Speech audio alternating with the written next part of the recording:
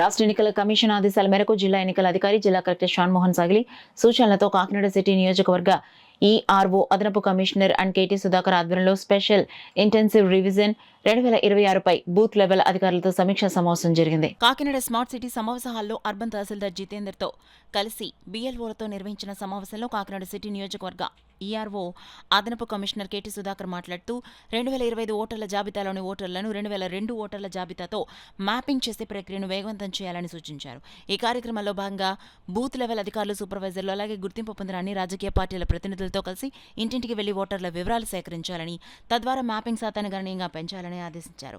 ఓటర్ల జాబితా శుద్ధి ప్రక్రియ పారదర్శకంగా, సమర్థవంతంగా జరగాలంటే క్షేత్రస్థాయిలో అధికారులు సమన్వయంతో పనిచేయాల్సిన అవసరం ఉందని పేర్కొన్నారు. అర్హులైన ప్రతి ఓటర్కి ఓటు హక్కు కల్పించడం, అర్హత లేని నమోదులకు తొలగించడం ఈ స్పెషల్ రివిజన్ యొక్క ప్రధాన లక్ష్యమని తెలిపారు. ఈ సమీక్షా సమావేశంలో డిప్యూటీ తహసీల్దార్ గోవింద్తో AERO, deputy commissioner K Srinivas, social welfare officer Vani, deputy tahsildar కృష్ణకుమారితో పాటు బూత్ లెవెల్ అధికారులు, బిఎల్ఓలు, ఎన్నికల సిబ్బంది తదితరులు పాల్గొన్నారు.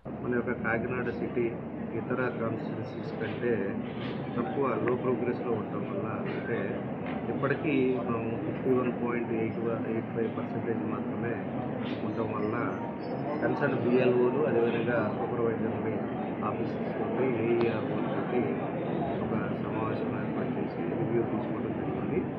ఈ రివ్యూలో స్ట్రిక్ట్గా వాటికి చెప్పింది ఏంటంటే, పాత ఓటర్ లిస్ట్ ఏదైతే ఉందో దాంతో సక్రమంగా సరిపోల్చి ఈ ప్రక్రియ అనేది మనము ఎట్టి పరిస్థితుల్లో మనం 1 వీక్లో ఇది కంప్లీట్ చేయాలని వారికి తెలియజేయడం జరిగింది.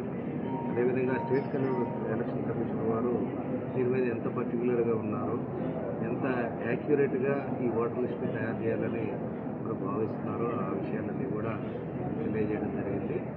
దాని మీద నెక్స్ట్ వీక్కి మన యొక్క కాకినాడ సిటీ యొక్క ప్రోగ్రెస్ని ఎన్హాన్స్ చేసే విధంగా, ప్రోగ్రెస్ అచీవ్ అయ్యే విధంగా వాళ్ళకు తెలియజేయడం జరిగింది. అదేవిధంగా ఫీల్డ్ లెవెల్లో ఉన్నటువంటి ప్రాబ్లమ్స్ ఏవైతే ఉన్నాయో వాళ్ళతో చర్చించి ఆ ప్రాబ్లమ్స్ కూడా రెక్టిఫై చేసే విధంగా తెలియజేయడం జరిగింది. దీని మూలంగా ప్రజలకు తెలియజేసేది ఏంటంటే, ఓటర్స్ ఎవరైతే ఉన్నారో మన కాకినాడ సిటీలో పూర్వం ఉన్నటువంటి ఓటర్స్, అంటే ఇప్పుడు ఇక్కడ మనకు కాకినాడ సిటీలో మైగ్రేషన్స్ ఎక్కువ ఉంటాయి కాబట్టి ఈ మైగ్రేషన్స్ ఉన్న క్రమంలో గతంలో ప్రీవియస్ ఇయర్స్లో ఒక ఇంట్లో ఉండి అక్కడ నుంచి వేరే ఇంటికి మీరు ట్రాన్స్ఫర్